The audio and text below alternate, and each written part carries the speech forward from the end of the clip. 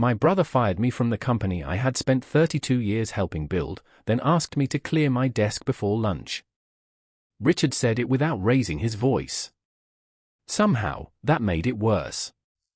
We were sitting in the conference room at Mercer and Sons Commercial Interiors, the same room where I had negotiated contracts, trained project managers, and celebrated years when we thought the company might finally become something our father could be proud of. My sister Laura sat across from me with her hands folded over a legal pad. Beside Richard was his son Evan, 34 years old, expensive navy suit, business degree framed on the wall of the office he had occupied for less than 3 years. I was 59, and until that morning, I had believed I would eventually choose when to leave. The board voted yesterday, Richard continued. We are restructuring senior management. Your position is being eliminated. I looked toward Laura. She avoided my eyes. You voted for this too? I asked. She hesitated before nodding. Daniel, this is not personal. I almost smiled. There are few sentences more personal than a family member telling you something is not personal. Mercer and Sons had begun in 1989 with our father, Walter Mercer, a borrowed pickup truck, 2 ladders, and a rented storage unit outside Franklin, Tennessee. Dad installed commercial interiors for small offices and restaurants. I joined him after college and never left. Richard came several years later to handle finance. Laura eventually took over operations. By the time Dad retired, we had more than 60 employees and projects across Tennessee, Kentucky, and northern Alabama. Dad had divided ownership among the 3 of us, but our roles were different. Richard understood numbers better than anyone I knew.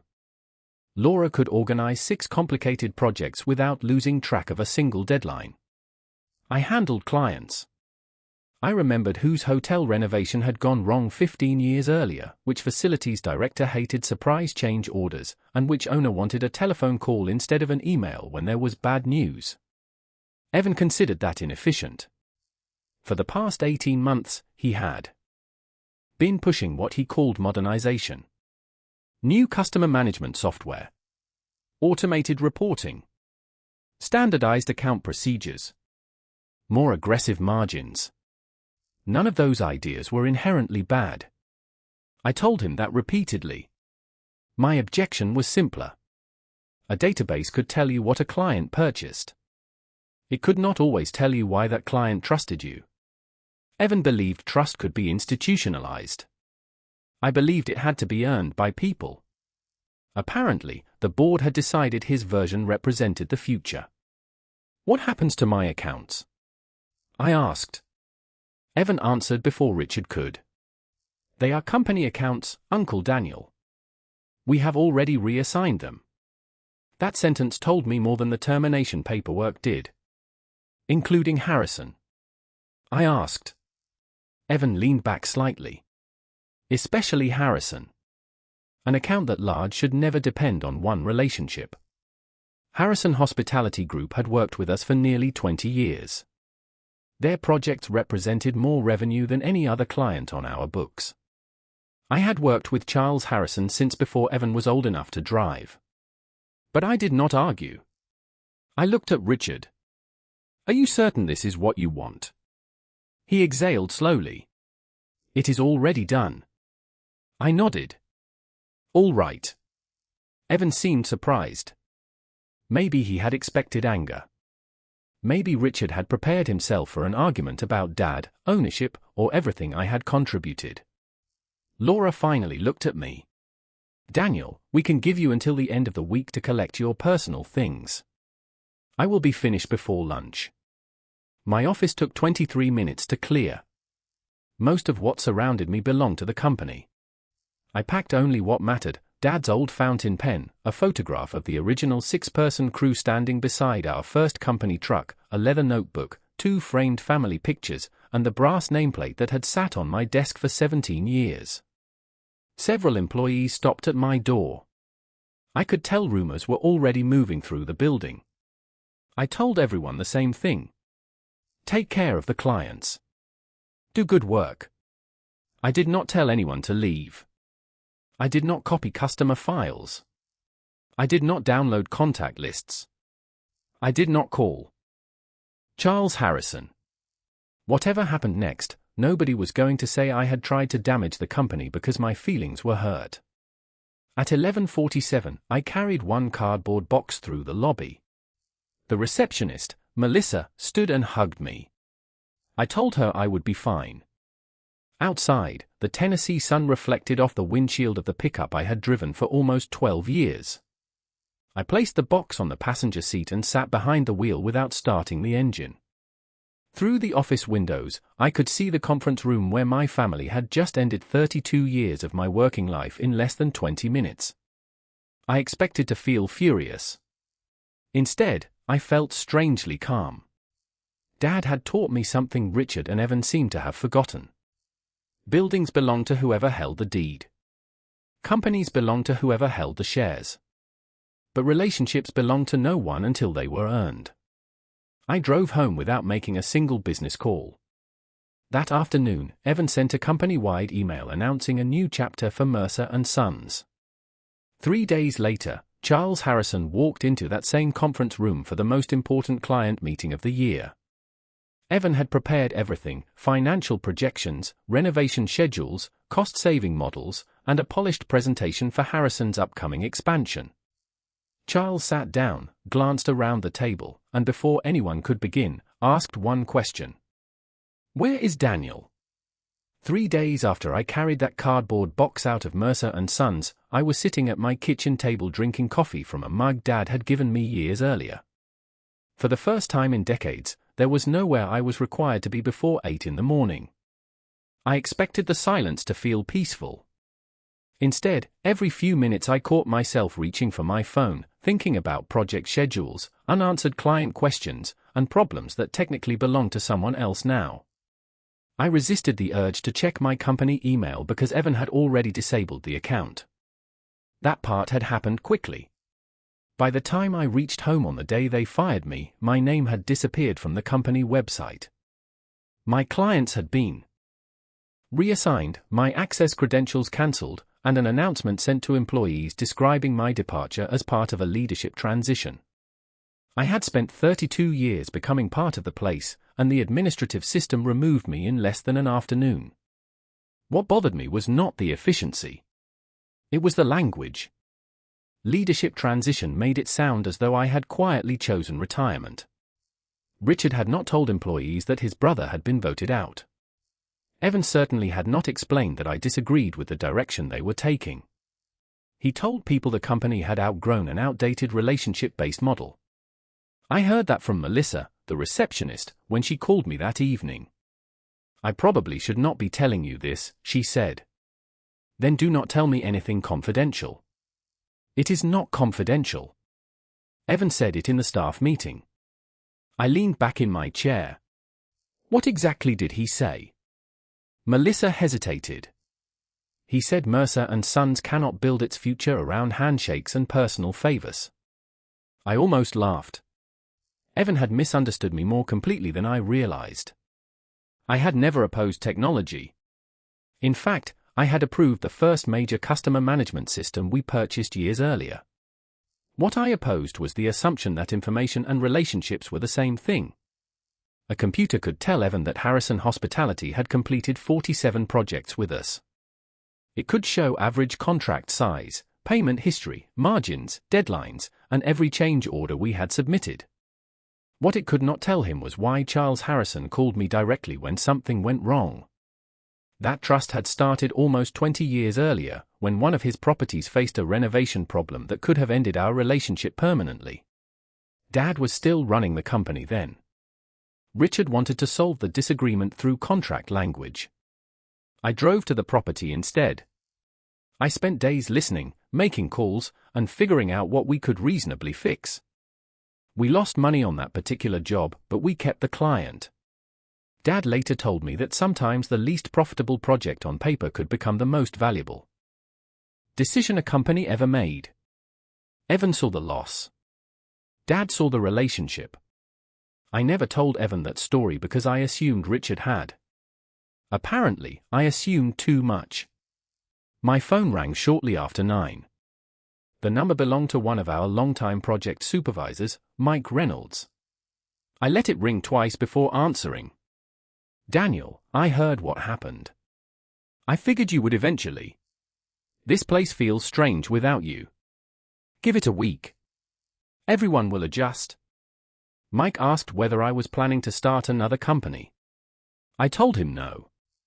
He asked whether I wanted him to send me anything from the office. I told him absolutely not. Everything in that building belongs to Mercer and Sons. Do not copy files. Do not forward emails.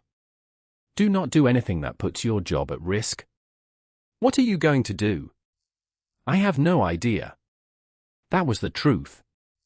I own part of the company, but the shareholder agreement allowed the board to remove me from an operating position. Sorting out my ownership would take time. For the moment, I was simply unemployed at 59. Oddly enough, that frightened me less than I expected. What hurt was remembering Dad's final years at the company. He had resisted retirement because he worried the three of us would stop acting like siblings once he was gone. Business disagreements are temporary, he once told me. Do not turn them into family history. I wondered what he would have thought about the vote. Around noon, I opened the cardboard box from my office. Dad's fountain pen was wrapped inside an old handkerchief. Beneath it was the photograph of our original crew. 6 people stood beside a white pickup truck in 1992. Dad was in the middle, younger than I remembered him, one arm around my shoulder. Richard had not joined us yet. On the back, Dad had written 3 words, "Earn their trust." I stared at them longer than I intended. My phone buzzed again, but this time I did not recognize the number. I nearly ignored it. When I answered, a woman introduced herself as Karen Doyle, executive assistant to Charles Harrison. My first instinct was to end the conversation carefully. "Karen, before you say anything about company business, I need you to know I am no longer employed by Mercer and Sons." "Mr. Harrison knows," she replied. That surprised me. "How?" "He is at Mercer and Sons right now." I looked at the clock. It was 12:17. Karen continued, "They were scheduled to present the expansion proposal this morning." I said nothing. "Mr. Harrison asked where you were." They told him about the management change. My hand tightened slightly around Dad's fountain pen. "All right." He ended the meeting. I stood without realizing it. "What do you mean, ended it?" "He asked me to contact you." I walked toward the kitchen window. "Karen, I cannot discuss Mercer and Sons contracts with him. Those belong to the company. He understands that." "Then why is he calling me?" There was a short pause. "Because before Mr. Harrison discusses another dollar of the expansion project, he wants to know why the person he has trusted for nearly 20 years is suddenly gone." I told Karen I would speak with Charles, but only if the conversation stayed away from confidential Mercer and Sons business. She said he understood and asked whether I could meet him the following morning at a coffee shop near downtown Franklin. I arrived 10 minutes early and found Charles already sitting in a corner booth with a black coffee and a folded newspaper beside him. He was 64 now, with silver hair and the same measured expression I remembered from our first meeting nearly 20 years earlier. He stood when I approached and shook my hand. "Daniel, I wish I were seeing you under better circumstances." I sat across from him. "So do I." Charles studied me for a moment. "Did you quit?" "No." "Were you planning to leave?" "No." "Then they fired you?" I nodded. He leaned back and looked toward the window. Richard made it sound like a strategic transition. "That is probably how they see it." "How do you see it?" I took a sip of coffee before answering. "My family believes the company needs a different kind of leadership. They have every legal right to make that decision." Charles raised an eyebrow. "That is a very careful answer." "It is an accurate one." I could have told him about Evan dismissing 30 years of relationships as an outdated business model. I could have described Laura refusing to meet my eyes or Richard telling me to clear my desk. Instead, I said nothing that could damage the company. Charles seemed to notice. You are still protecting them. I am protecting myself. I do not want to become the man who spends his first week unemployed criticizing the company that paid his salary for 32 years. Charles smiled faintly. Your father would have appreciated that. Hearing Dad mention caught me off guard. Charles had known him well enough to understand exactly what those words meant. What happened yesterday? I asked. Charles folded his hands on the table. We came to review the expansion proposal. Evan gave us an impressive presentation. Very polished. Cost projections, scheduling models, centralized reporting, everything a board likes seeing on slides. He is good at that. I agree. Charles paused. Then I asked who would oversee the account. I already knew the answer. Evan? Along with a new account management team. I nodded. Charles continued. I asked where you were. Richard told me you were no longer involved in operations. When I pressed him, he admitted the board had removed you. And you ended the meeting. I postponed it. There is a difference. There is. He looked directly at me. Daniel, Harrison Hospitality is preparing to renovate 11 properties over the next 3 years. We have not signed the final agreement with Mercer and Sons. I felt an uncomfortable tightening in my stomach. Charles, if you brought me here hoping I will tell you not to sign with them, I cannot do that. I did not. Good. I brought you here because I want to understand something. Did your family honestly believe your relationship with us could simply be reassigned? I thought about the question. Evan believes clients should trust organizations, not individuals. That sounds excellent in a business school classroom. I smiled despite myself. Charles did not. Do you remember the Knoxville property? Of course I remembered. It had been nearly 20 years, but I could still picture the half-finished lobby, stacks of materials arriving late. And a hotel manager wondering whether opening day would have to be delayed. A subcontractor had failed to meet its obligations, and the contract technically gave Mercer and Sons several ways to limit responsibility. Richard wanted our attorneys involved immediately. Dad had been caught between protecting the company financially and protecting a relationship he had spent years developing. I drove to Knoxville and stayed until we had a solution. I remember, I said. Do you remember what you told me? Probably not word for word. Charles did. You said, I can explain why this is not our fault, or I can help you solve it. Which one would be more useful today? I looked down at my coffee. I had forgotten saying that. We lost money on that project. You did. Richard reminded me of it for years. And Harrison has spent millions with Mercer and Sons since then. Charles let the point settle between us. That was when I learned what kind of man I was dealing with. Not when everything was easy. When something went wrong.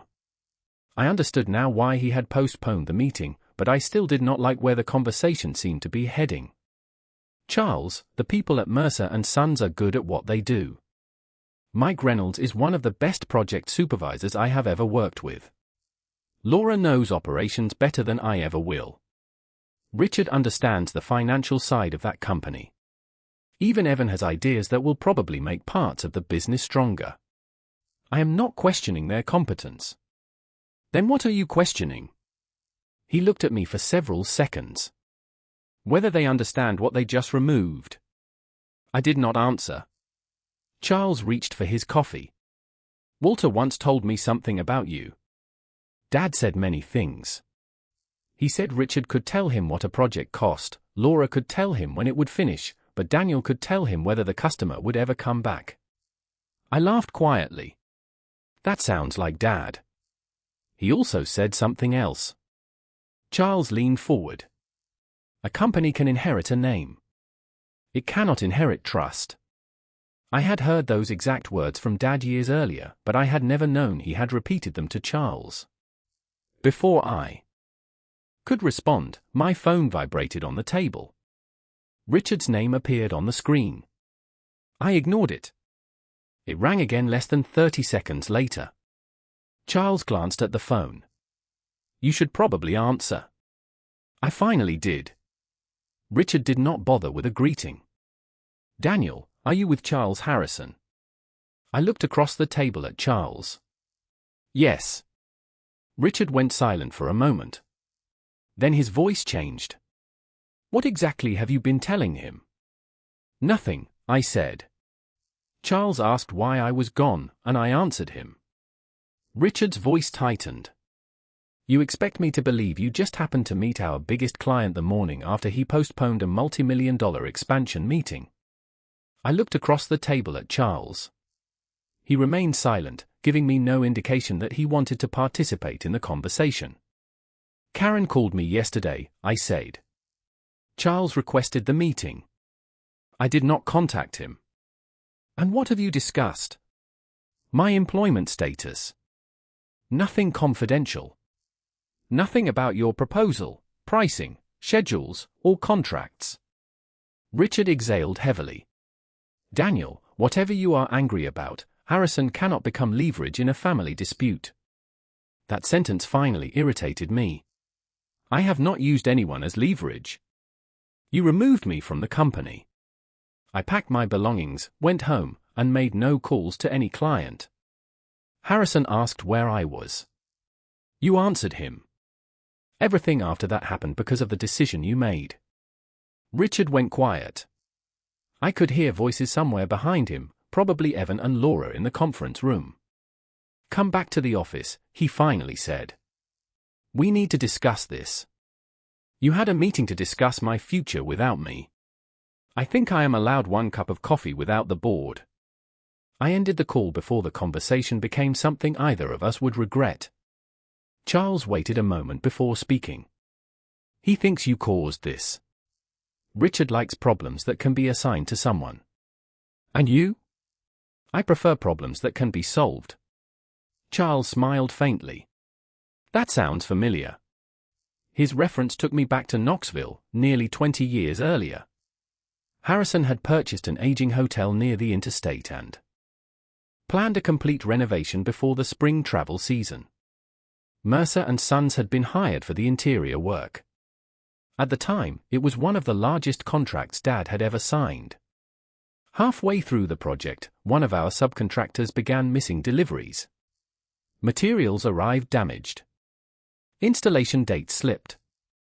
Then a custom shipment was delayed by nearly 3 weeks. Technically, several problems fell outside our direct responsibility. Richard had reviewed the contract and found language protecting us from certain supplier delays. He was not wrong. That was what made the disagreement difficult. Richard wanted to send Harrison formal notice explaining which delays were beyond our control. Dad wanted to preserve the relationship but worried that absorbing every cost could hurt a company our size.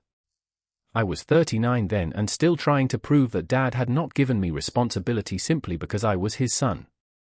I drove the 200 miles to Knoxville and met Charles at the property. He was furious, but not unreasonable. His hotel had reservations beginning in 6 weeks, and every day mattered. Instead of opening the contract, I opened the construction schedule. We spent for hours identifying what could still be finished without the delayed materials. I called another supplier in Georgia, rearranged crews, negotiated partial credits, and moved installation sequences. For 9 days, I stayed in a motel less than 2 miles from the property. I was not performing construction work myself. My job was to make sure the people who could solve each problem had what they needed and that Charles never had to wonder whether someone from Mercer and Sons would answer his call. We finished later than originally planned, but early enough for Harrison to open without canceling its first major group reservation. The project barely made money. Richard called it one of our weakest margins that year. Dad called it tuition. You pay to learn what kind of company you want to become, he told us. Harrison hired us again the following year. Then again. Over nearly 2 decades, that difficult Knoxville renovation became a small line in a long business history, but Charles remembered it differently. Do you know what impressed me most? He asked now. You stayed. No.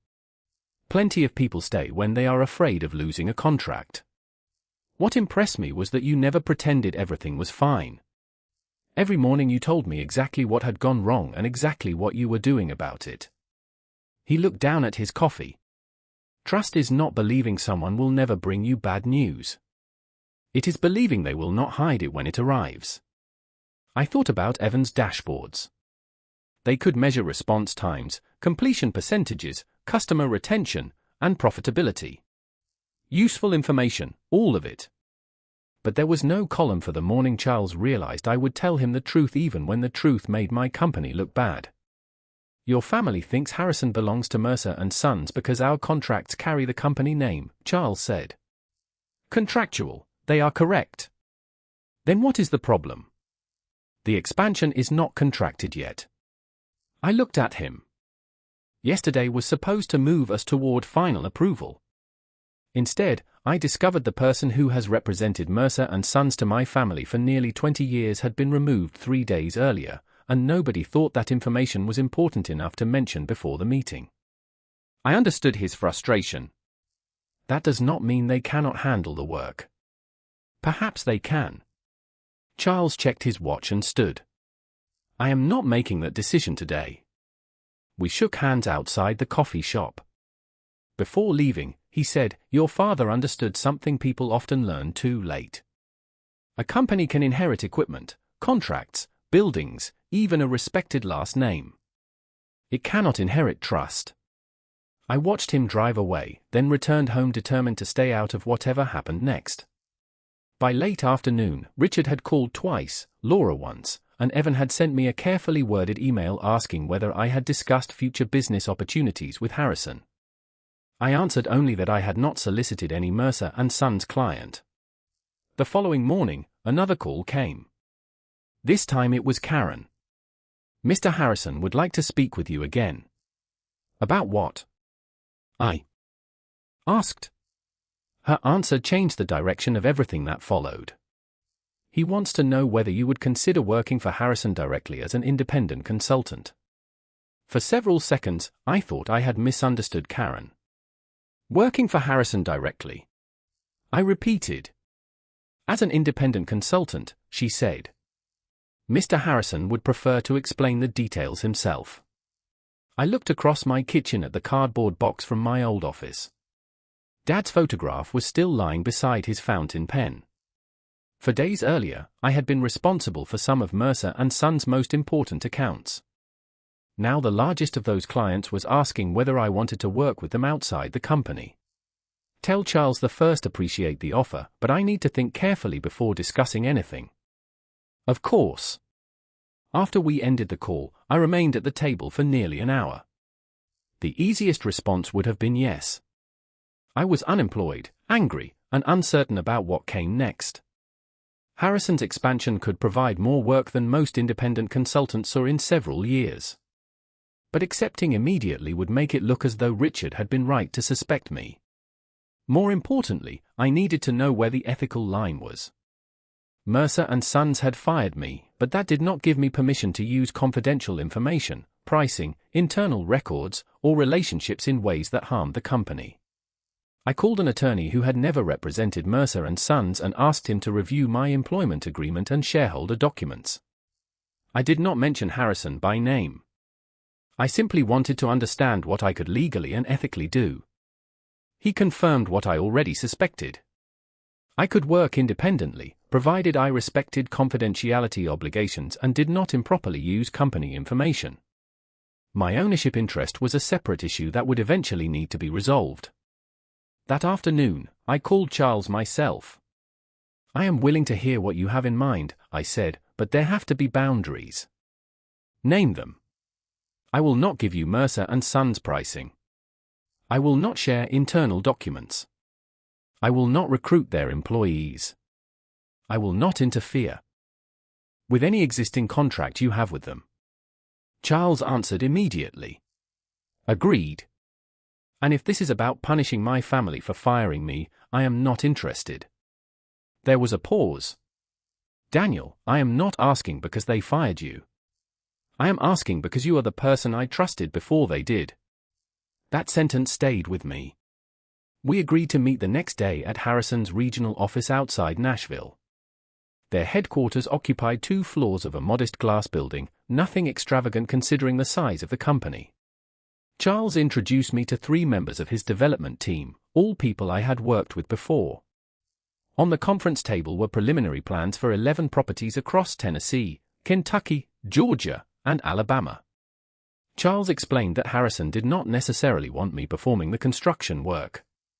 They wanted someone on their side who understood hotel renovations, vendor coordination, scheduling risks, and the difference between a problem that looked serious on paper and one that could become serious in reality. "We need an owner's representative," Charles said. "Someone who can challenge contractors when necessary and tell us when we are being unreasonable too." "That second part usually costs extra," I said.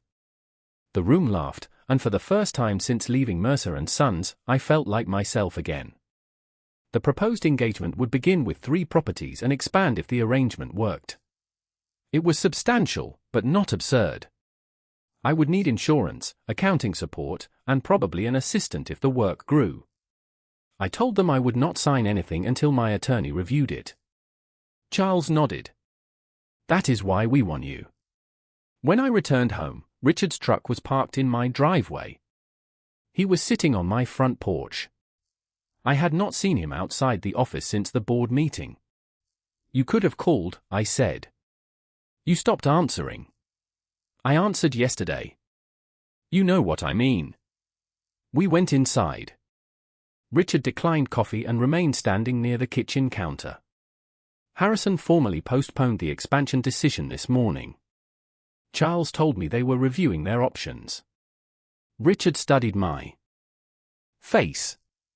"Did he offer you something?" I could have lied. "Instead," I said, "he asked me to consider consulting for Harrison." Richard looked away. "So this was the plan?" "There was no plan. For days after you leave us, our biggest client offers you work. They contacted me. Because you spent 20 years making yourself indispensable to that account." I stared at him. "You say that like it was misconduct." "I am saying no client should depend on one employee." "Then you should have fixed that before firing the employee." Richard's expression hardened, but his voice remained controlled. "This could cost the company millions. Then perhaps someone should have considered that before voting." He finally sat down. For a moment, he looked less like the president of Mercer and Sons and more like my younger brother.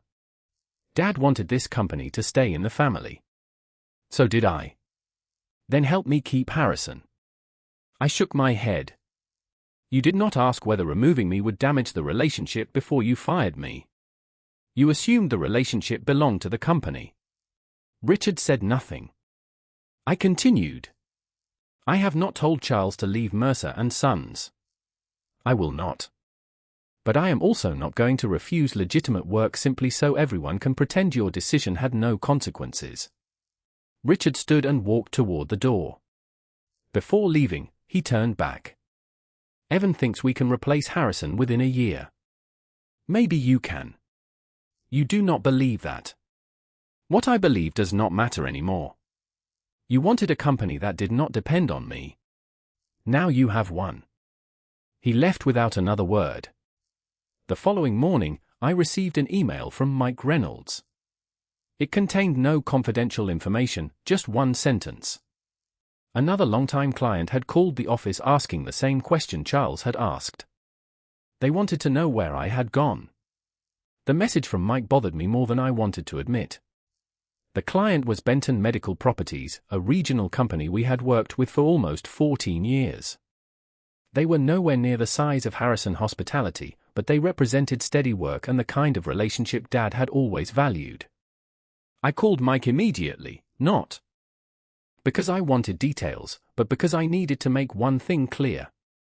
"Do not send me anything about Benton," I told him. "No emails, no numbers, no internal discussions." I was not going to. "Good. And if they ask about me, tell them the truth. I am no longer with Mercer and Sons. Nothing more." Mike was quiet for a moment. Daniel, people are asking because nobody explained what happened. That is Richard's problem now. Evan told everyone you retired. I closed my eyes. He said what? At yesterday's staff meeting. He said you decided it was time to step away from daily operations. That was the first moment since being fired when I seriously considered driving back to the office and confronting my family. I had accepted their decision without creating a scene. I had protected the company when Charles asked questions. I had refused to solicit clients or employees. But I had not retired. They had removed me. There was a difference between protecting the company and allowing someone to rewrite what happened. Do not argue with Evan, I told Mike. I will handle it. I called Richard. This time he answered immediately. Did you tell employees I retired? I asked. Silence. We needed language that would not create unnecessary concern. So you lied.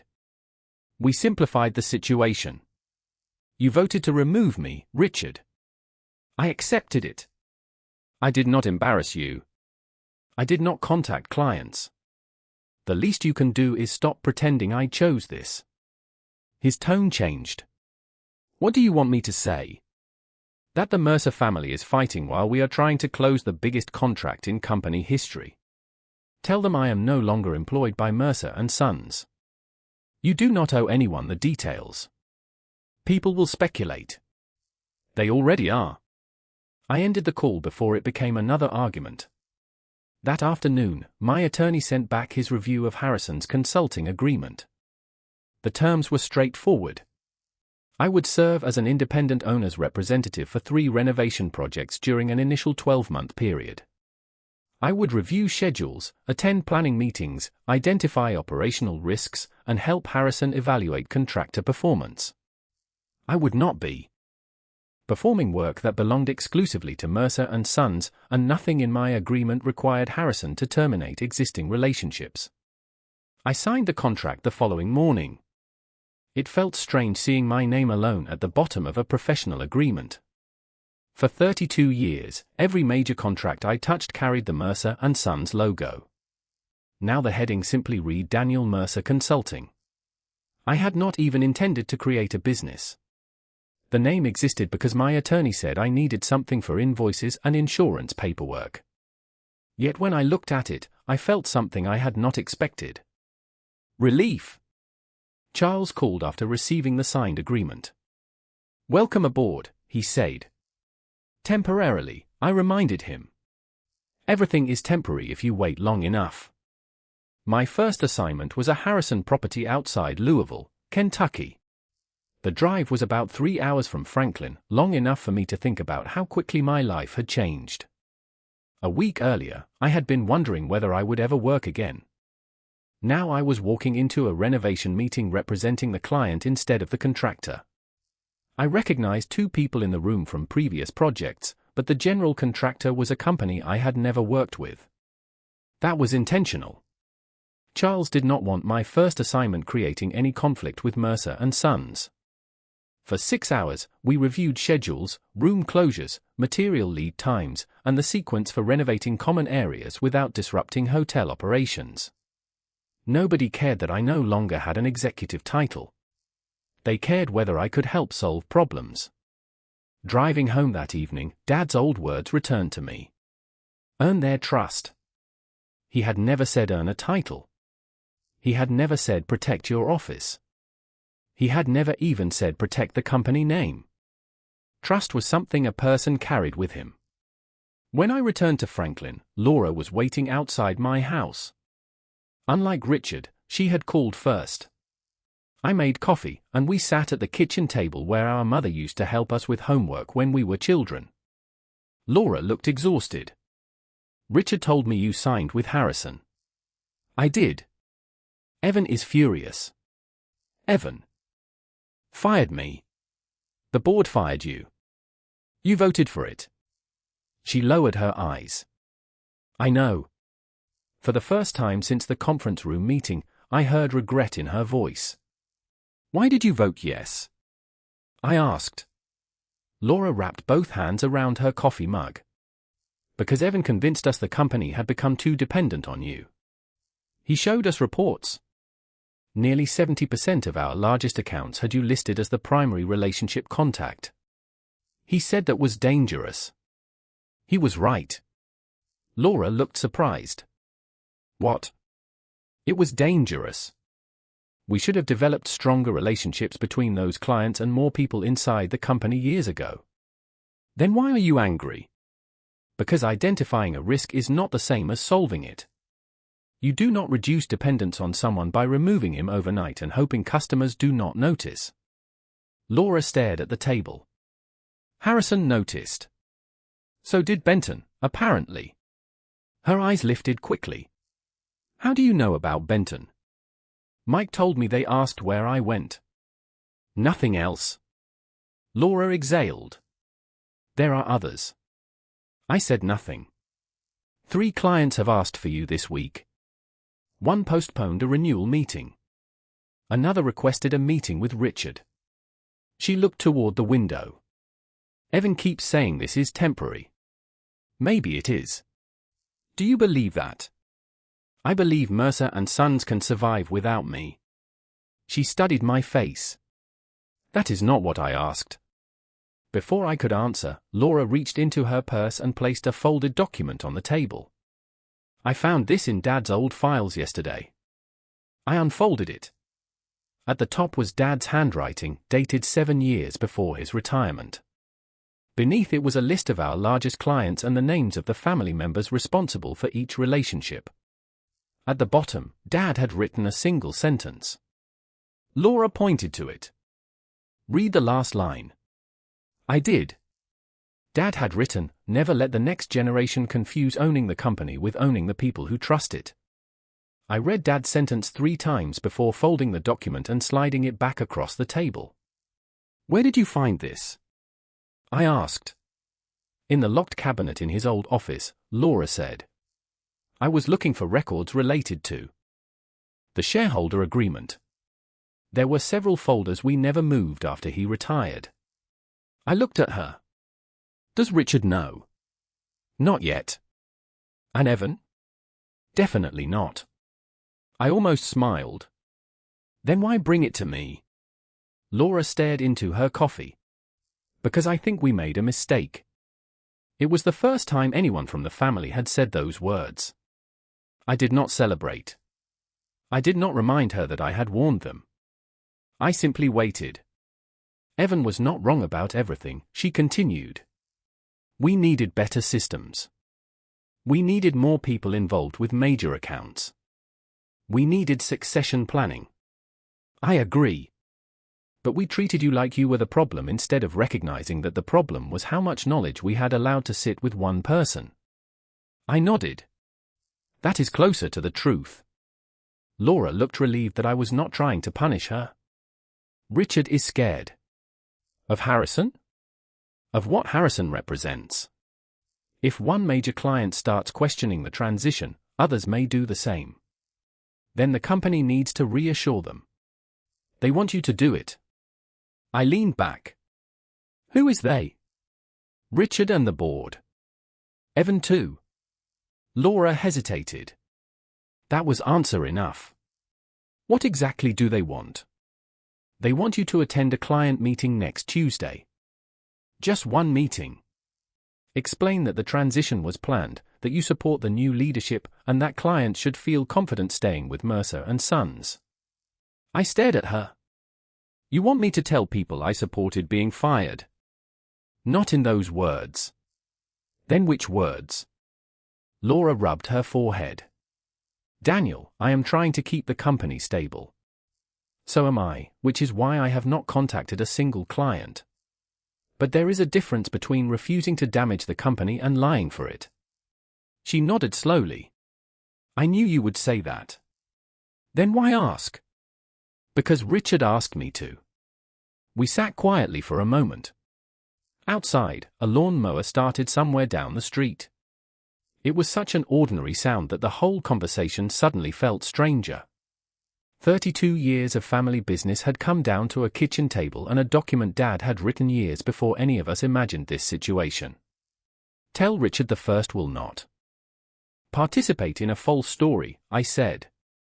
But if a client contacts me directly, I will not criticize Mercer and Sons. I will tell them the company has capable people and that my departure was a board decision. That might be enough. It has to be. Laura stood to leave, then stopped beside the door. Are you really going to build your own company? I am building nothing yet. I have one consulting contract. Harrison is not exactly a small first client. No. She gave me a tired smile. Dad would probably find that funny. After she left, I spent the weekend preparing for the Harrison assignment. My attorney helped establish the business properly. I purchased professional liability insurance, opened a business account, and converted the spare bedroom into a temporary office. On Monday morning, I bought a desk from a used office furniture store for $280. It was smaller than the one I had at Mercer and Sons, but when I placed Dad's fountain pen and the old crew photograph on it, the room felt complete. Over the next 2 weeks, Harrison introduced me to architects, contractors, and property managers involved in the 3 initial renovations. I discovered something surprising. I enjoyed working without an executive title. Nobody asked me about quarterly margins or internal politics. They asked whether a schedule made sense, whether a contractor's proposal was realistic, and whether a delay would affect hotel operations. I was doing the part of the job I had always loved. Then Charles called. We have decided to expand your consulting role to all 11 properties, he said. I sat down. We agreed to start with 3. We did. My development team voted this morning. They want continuity across the entire program. Charles, that is significantly more work. Which is why I expect you will need help. I am not hiring anyone from Mercer and Sons. I did not ask you to. I looked around the spare bedroom that had become my office. 11 properties meant I would need administrative support, possibly another experienced consultant, and a real office eventually. Send the revised scope to my attorney. Already done. 2 days later, I signed the expanded agreement. The contract did not make me wealthy overnight, but it gave my new business enough predictable revenue to operate comfortably and hire support. More importantly, Harrison had chosen me because of work I had already done, not because of a title printed on a business card. The following Friday, Richard called and asked me to meet him and Laura at Mercer and Sons. Is this about Harrison? I asked. It is about everything. I agreed, but only after business hours. At 6:15 that evening, I walked through the front doors for the first time since carrying out my cardboard box. Melissa looked surprised to see me. Several employees were still at their desks, and more than one stood to shake my hand. Richard was waiting in the conference room with Laura and Evan. On the table in front of my old chair was a printed employment proposal. I did not touch it. Richard spoke first. We want you back. Evan immediately added, under a revised structure. I looked at the 3 of them. What structure? Richard pushed the document toward me. Executive Vice President of Client Strategy. Higher salary than before. Full authority over key account relationships. I glanced at the first page, then closed it. Why? Evan answered. Because the transition created more disruption than projected. I looked directly at him. That is an interesting way to describe it. Richard interrupted before Evan could respond. Daniel, we made the wrong decision. I am saying that clearly. Laura nodded. Evan did not. I placed both hands on the table. I have one question. Richard waited. If Harrison had signed your expansion agreement the morning after you fired me, would I be sitting here right now? Nobody answered, and in that silence, I finally understood exactly what their offer was worth. For several seconds, nobody spoke. Richard looked down at the employment proposal as if the answer might be printed somewhere between the salary figure and the new title. Laura already knew what the silence meant. Evan was the only one who seemed uncomfortable enough to challenge the question.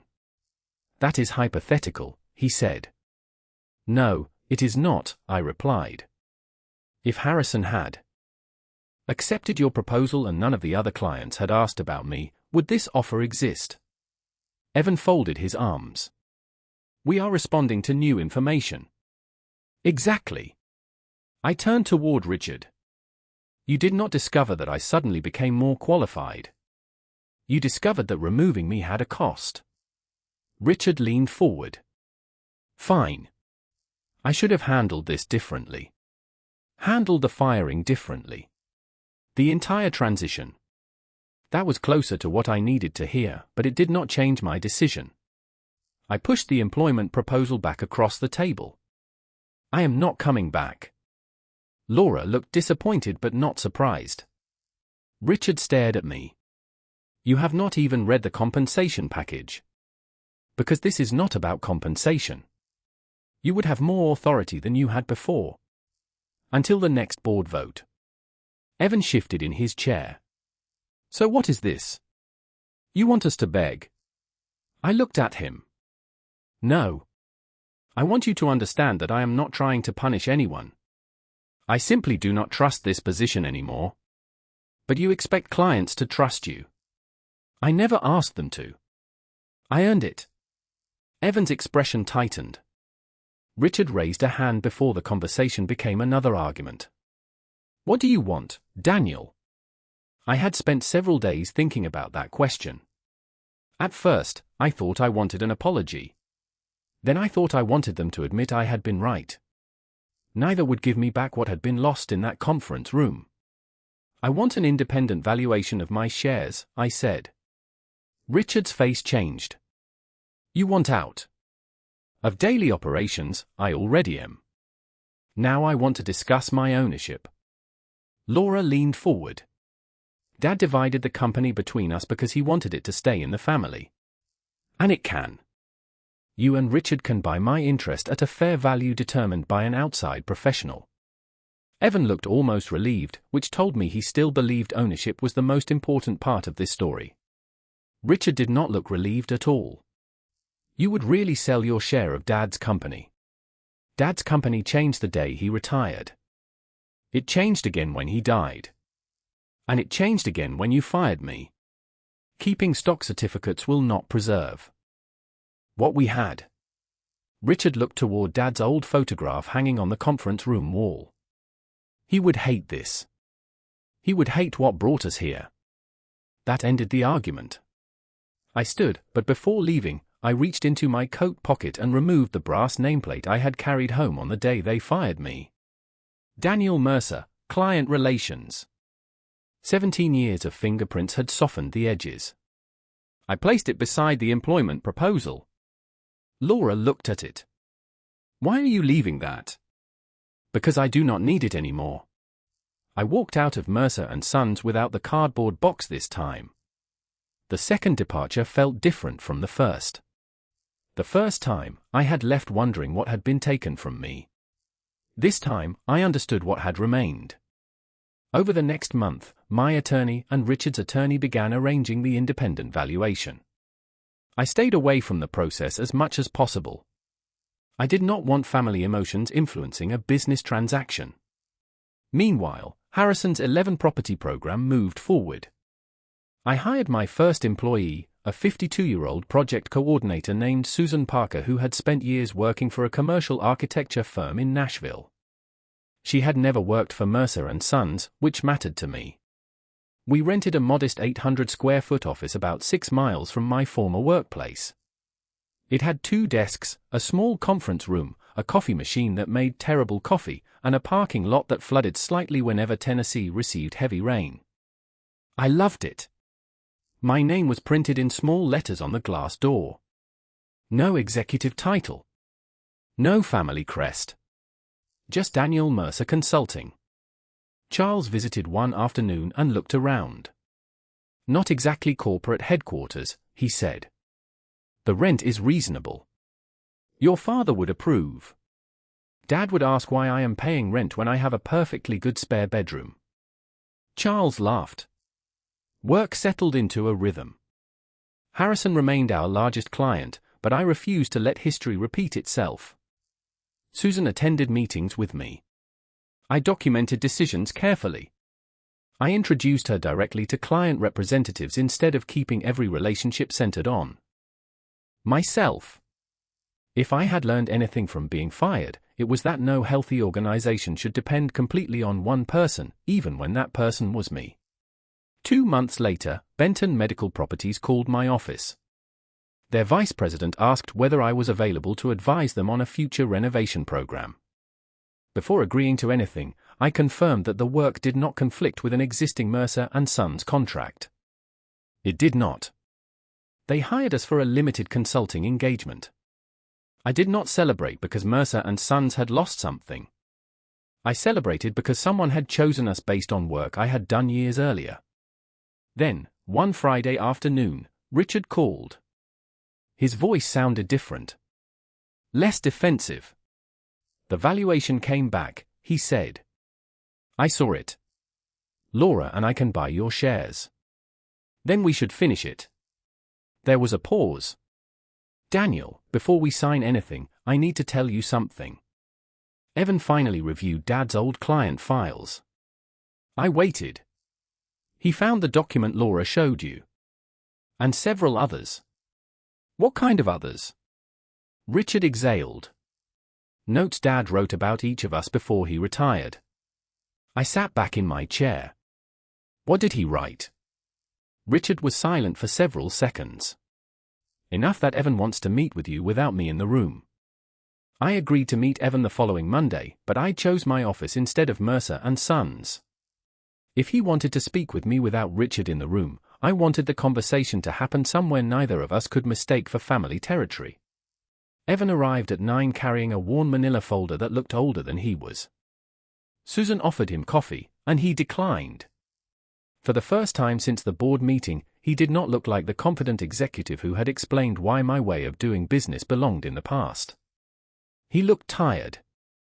Uncle Daniel, he said after sitting across from me, I owe you an apology. I waited. I thought you were protecting your position because you were afraid of change. Sometimes I was afraid of change. That is not what I mean. He placed the folder on my desk. I thought all those client relationships were evidence that the company had failed to modernize. I never considered that they might be evidence of something we should have learned from before changing it. He opened the folder and removed several pages covered in Dad's handwriting. Walter had apparently kept annual notes about succession long before he retired. Some were practical observations about our strengths and weaknesses. Richard understood financial discipline but sometimes treated relationships as numbers. Laura could keep operations moving under pressure but avoided difficult personal conflicts. Dad wrote that I sometimes resisted delegating client relationships because I believed responsibility meant being personally available. He had criticized all 3 of us. That made the notes feel more honest. Evan turned to a page dated 12 years earlier. Read this. Dad had written that the next generation would probably understand technology better than we did, but technology should help people keep promises rather than convince them promises no longer mattered. I looked up at Evan. Your grandfather was not against modernization. I know that now. Neither was I. Evan nodded. I know that now too. He took a breath.